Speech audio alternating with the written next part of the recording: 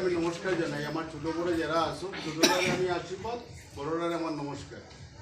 আজকে দেখুন 5 বছর অন্তর অন্তর ইলেকশনের মাধ্যমে আমরা 5টা বছরের ডেভেলপমেন্টের নির্ধারিত করতে লাগে।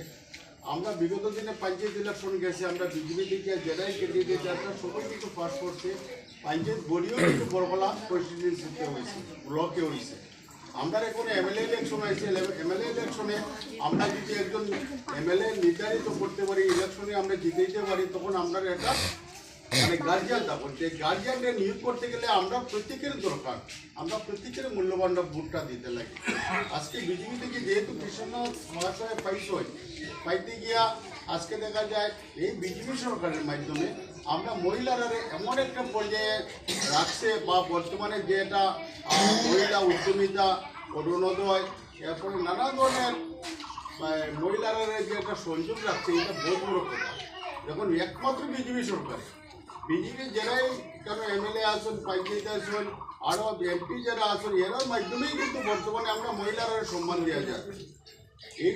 এই 5টা বছরের মাধ্যমে ইলেকশন কিন্তু 3টা ইলেকশন থাকে, panchayat election, MP election, MLA election. তো আমরা এমএলএ ইলেকশনে দেওয়ার উদ্দেশ্য ছিল আমরা কৃষ্ণনাথে যদি দেই। বিগত দিনে কৃষ্ণনাথে আমরা বরকলার এমএলএ আসলাম, এমএলএ হিসাবে অনেক কাজকর্ম করছেন, যেটা কোয়ার মানে তুলনা হয় না, কেউর সাথে কোনো তুলনা হয় না, অতুলনীয় যেটারে হয়।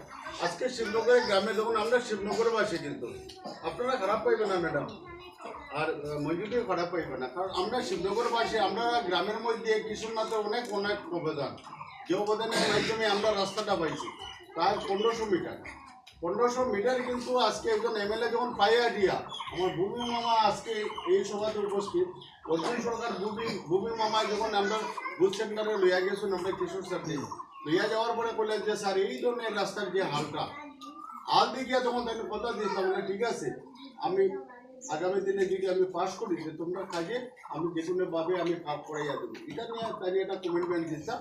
বিগত দিনে কিন্তু 1000 মিটার এক লাইনে করাইছেন, এরপরে দেখা যায় আরও 100 মিটার, এদিকে আর 100 মিটার, প্রায় 1200 মিটার কাজ করাইছেন। এখনও বর্তমানে তাই এই আসার মধ্যেই আছেন। আমি যখন পঞ্চায়েত ছিলাম, পঞ্চায়েত ব্যবস্থা থাকাকালীন আমার ওই দিকের মধ্যে সন্ন্যাসী বাড়ি মধ্যে একটা কমিউনিটি হলের লাগে আমি একটা প্রেয়ার দিয়েছিলাম, এবং রাস্তাঘাটের লাগে প্রেয়ার দিয়েছিলাম। নানান ধরনের আমি নানান লেখাপড়ার মাধ্যমে রাখছি, আমার মুখে কোনো কথা নাই, যা আছে আমার লিখিতভাবে আছে।